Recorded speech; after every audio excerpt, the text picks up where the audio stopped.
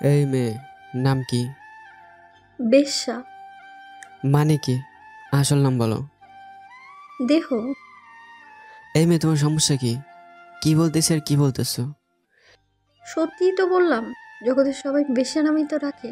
আপনিও তাই বলে ডাকতে পারেন, কোনো সমস্যা নেই। আমি কিছু মনে করব না। এইখানে কি কারণে আসছো? শরীর বেচতে আইছি। কিনবেন? আজকে আমারে নিয়ে নেন, এতে আপনারও লাভ আর আমারও লাভ। লাভ?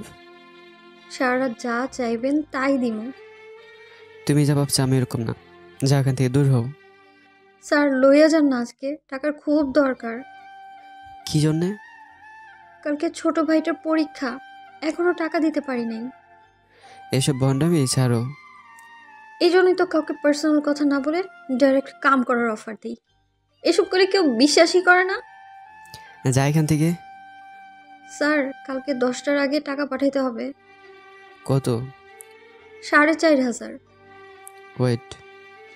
বলেই অনেক ওয়ালেটটা বের করে 5,000 টাকা মেয়েটির হাতে দেওয়ার পরে স্যার কাম কোনখানে করবেন? গাড়িতে নাকি বাড়িতে? তোমার না বললাম আমি এমন না। জগতের সব পুরুষ এক স্যার। বলেন কোন জায়গায় করবেন? টাকার দরকার ছিল না। যাও এখন, মন মেজাজ এমনিতে খারাপ। স্যার এই শেফালি কারোর কাছ থেকে মাগনা টাকা নেয় না। কোন জায়গায় করবেন? এই বেদব, তোরে আমি বলি নাই আমি এরকম না। যা এখান থেকে। অনেক ধমক দেওয়াতে শেফালি হকচকিয়ে ওঠে। থাক তুই, আমি গেলাম। বলে অনেক গাড়ি ড্রাইভ করে বাড়ির উদ্দেশ্যে চলে যায়।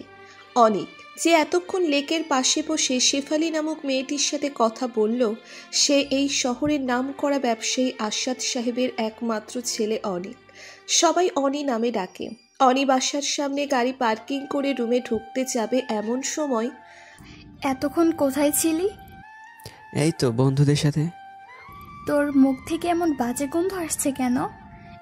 ও, এক্সপায়ারি নিতে মনে নাই। স্পেনিতে মনে নাই মানে? এ কুত্তার বাচ্চা, তুই এসব কি করতেছিস? তোর কি জন্ম দিছে এইসব দেখার জন্য? দূর, কানের কাছে জ্ঞান জ্ঞান করো না তো, ভাল লাগতেছে না। বলে পাশ কাটিয়ে অনি তার রুমে গিয়ে উপুর হয়ে শুয়ে পড়ে। অনির এমন ব্যবহার দেখে তার মা কপালে হাত দিয়ে কান্না করতে থাকে। এই চলো ঘুমাবে। ও তো খায়নি। মদ খেয়ে আসছে। আমার অনি কি থেকে কি হয়ে গেল? বলেই হু হু করে কান্না করে দেয়। আসো তো এখন। বলে অনির বাবা অনির মাকে বেডরুমে নিয়ে যায়। রাত গিয়ে সকাল হওয়ার পরে অনির মা অনির রুমে গিয়ে দেখে অনি চোখ বন্ধ করে খাটের সাথে হেলান দিয়ে সিগারেট টানছে আর গাল বেয়ে জল গড়াচ্ছে।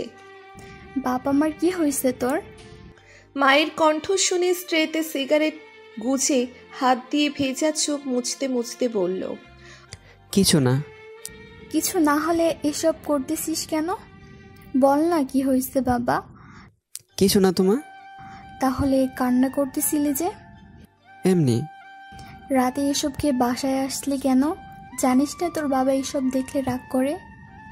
আচ্ছা, এখন আমি বের হব, সাইড দাও, ফ্রেশ হওয়া লাগবে। যা ফ্রেশ হয়ে আয়। অনি ফ্রেশ হয়ে আসার পরে নে এগুলি খেয়ে নে। না, খাবো না। কেন? খিদে নেই। নে হা কর, আমি খাইয়ে দিচ্ছি।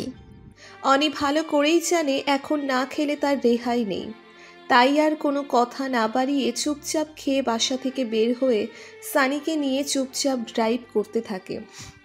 তোর মা আমাকে ফোন দিয়েছিল। কি কারণে? তুই এসব করে বেড়াচ্ছিস কেন সেটা জানতে। পাগলামি করে কে? দেখ দোস্ত, যে মেয়ে তোর সাথে এমন করতে পারছে তার সাথে তোর পরিপূর্ণতা না পাওয়াটাই ভালো হয়েছে।